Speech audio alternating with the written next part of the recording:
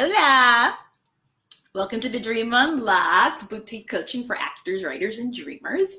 Today, as promised, I'm going to talk about how do you know your script is finished. I got a great question about I need a checklist for how to know that my script is done. Okay? How can I better balance character development and story thrust? Was a great question I got from John McMahon. And then I also got an amazing question from Sashin, I hope I'm pronouncing it right, Session, who asked me about, is there a checklist to say that a work is close to completion? I'm going to give you that checklist right now. It's called an outline. Okay? And I talked about the outline last week. So I'm going to talk about it some more today. And if you look in the comments, I have given you the outline, all right, that I like to use. And it's a combination of lots of people's sort of input and some stuff from Save the Cat and a lot of writers, okay? But this is what I found really helped me, is once the first, second or third draft is done, these are the questions. I create the outline after I've written the draft, because I write from a very oral tradition place. So I tell stories into a recorder and then transcribe them. So I actually have lots and lots and lots and lots and lots of copy already, lots of raw material. Part of what helps me structure that is my Dreaming Out Loud technique. And I will put the link here for you to sign up for that, because it's nothing short of amazing. And I outlined how I began writing and finished writing in my TED Talk. And that is what this mini course is about. Let's see if it'll let me. Well, I guess I have to wait until we're done talking in order to put it in. Okay. So I will put that mini course in. It's 3 short videos. It's my TED Talk cut up into, edited into short videos with the workbooks attached. Okay. And I use this Dreaming Out Loud technique to figure out what I wanted to write about, why I wasn't writing, what I'm an expert at, and what the story is I needed to be telling. Because the story I needed to be telling is wrapped up in my purpose and understanding what my major life lessons are here in this lifetime. Once you're clear about that, it makes writing simpler, right? Because the source of writing is you, it's your soul, it's your series of experiences that you've lived here and lived well. You're just infusing them into other characters' lives to tell a story, right? Okay, so what the outline does is take the story that's already within you and put it into a structure. And I believe you should regurgitate all the story that there is and not worry about, is it right? Does it work? Just get it all down on the page. Then organize it into a structure, just outline. And if you are a oral storyteller or a natural person that kind of tells a story, this is going to sing to you, right? If you rely on structure and outside stuff first, this might be a bit of a challenge, but a good challenge, because it will teach you so much about what you already know that you're not accessing, okay? So the first part of the outline is opening image. Your opening and closing image. What are those images? And why are they important? Your opening image is the moral of your story, essentially. It is, what is the protagonist's journey? What do they need to learn? What are they struggling with? It's always metaphorical if it's truly beautiful. I always think of the color purple because structurally he just did brilliant things with visual storytelling. Okay, he totally deviated. Stephen totally deviated from the script, which is fine, which is the original book, because you can only tell one story really well, right, in film. Otherwise, it'll be 17 hours. The opening image, big golden field. The world is broad and wide and beautiful. Okay, broad and wide and beautiful, right? And there's 2 little tiny little girls singing a song, a child's, little rhyme about they'll always be together. And you come up upon them in this big wide open field. And then the next opening scene is about how from the time that they're really little, someone rips them apart and they spend their entire lives trying to get back to that field. And then how does The Color Purple end? These two women are now old women back in that field again. That is the story of The Color Purple. He does it in these glorious images so that you actually feel what the protagonist's struggle is, as opposed to thinking of it literally, right? So once you get your audience start feeling, they automatically enter into the story with you.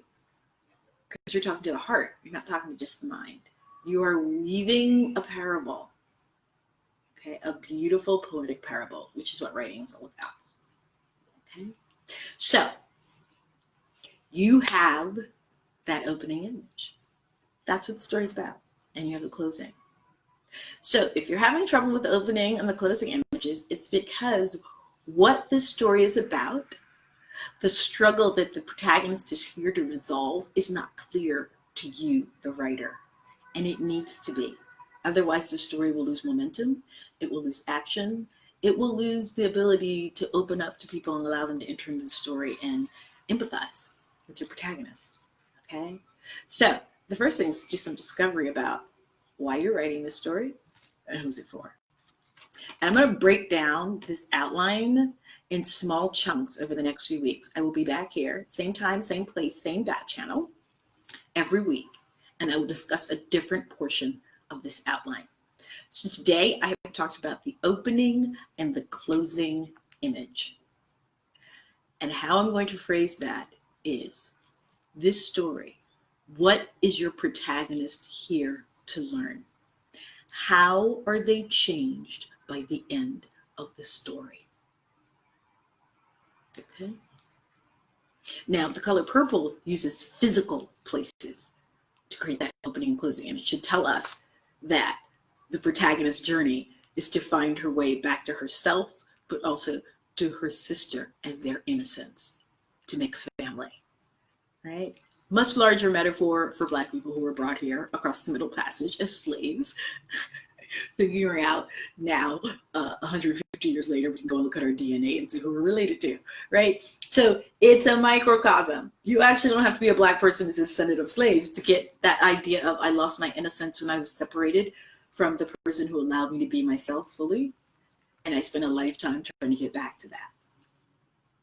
It's a beautiful story because it's universal, because it's so specific. It's the hero's journey. How do I find myself, right? How do I see myself? How do I figure out why I'm here? How do I fall in love with myself when I've been fractured, when I was a little kid, when my innocence was snatched away? It's a great metaphor. So I want you to take some time this week. I'm going to keep this short and sweet because I don't want to overwhelm. And I want you to go in to your story. If you haven't written it yet, this is an even better question. Who are you writing about? And what is it that they're trying to figure out? Okay, that's the first question. Second question is, what is the fatal flaw?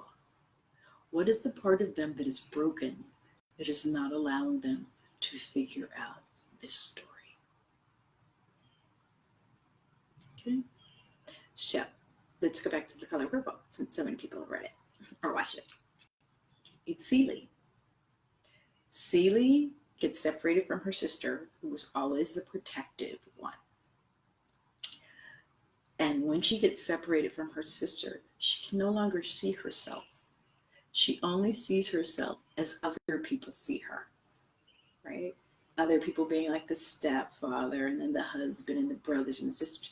Everybody sees her as a workhorse meant to do something for them. And that's how she begins to see herself. It is only when another woman comes into the picture like her sister and who can see her beauty and sign it out that Celie can then see herself. But it's the inability to see herself as valuable, as beautiful, as wonderful that is her fatal flaw, right? And the thing that incites that is the separation from her sister. Because when she had her sister when they were little girls, they exactly knew who they were. They were tough and they weren't taking any prisoners, right? And Celie's sister was like, you will not separate me from my sister. I would spend the rest of my life getting back to her. And that's exactly what she does. She's like, I'm going to Africa because y'all are really hanging and lynching and screwing Black people up.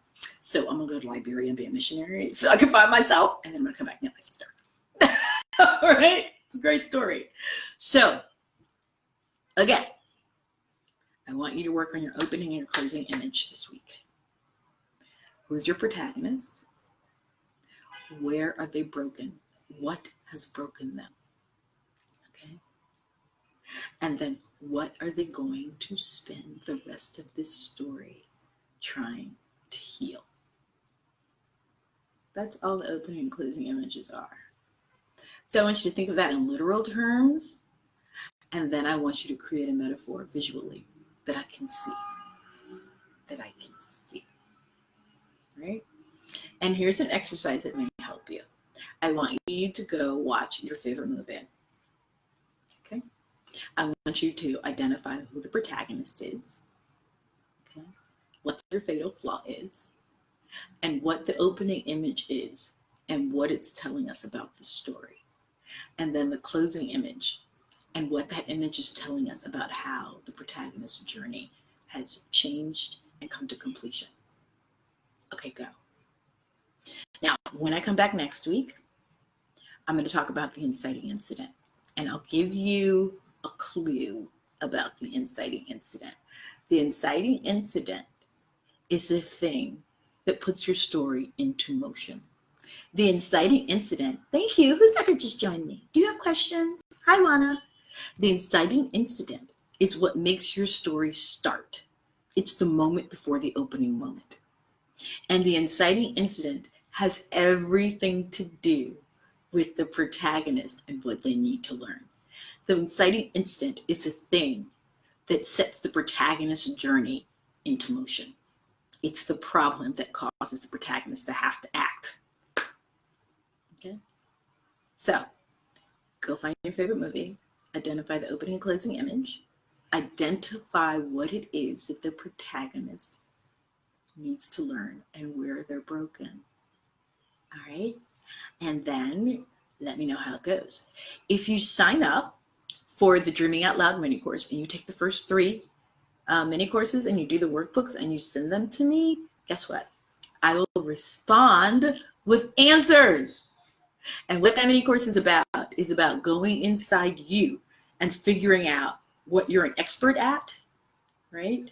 The places where you're broken and the kinds of people that you write really well about. If you do this Dreaming Out Loud technique, you will discover what the writing blocks are, and you will discover the way to go around or through them, and that everything you need you already have.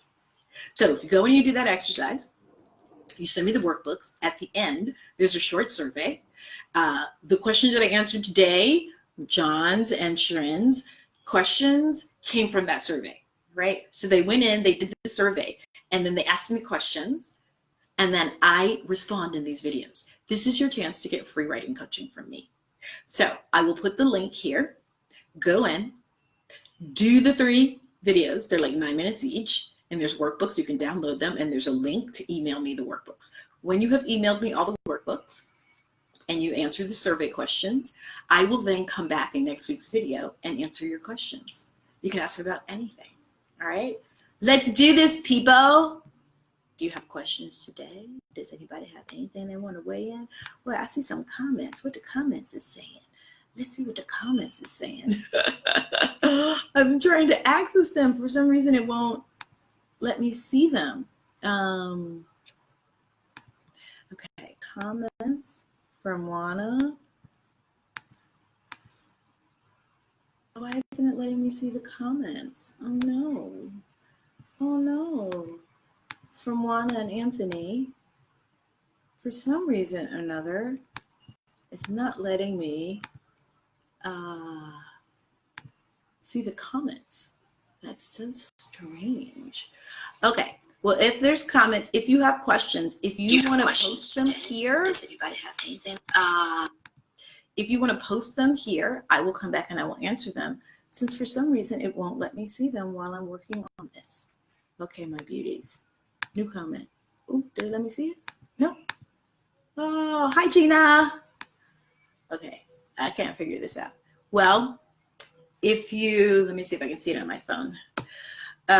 Questions. You can always post them in the comments here. I will also answer that way as well.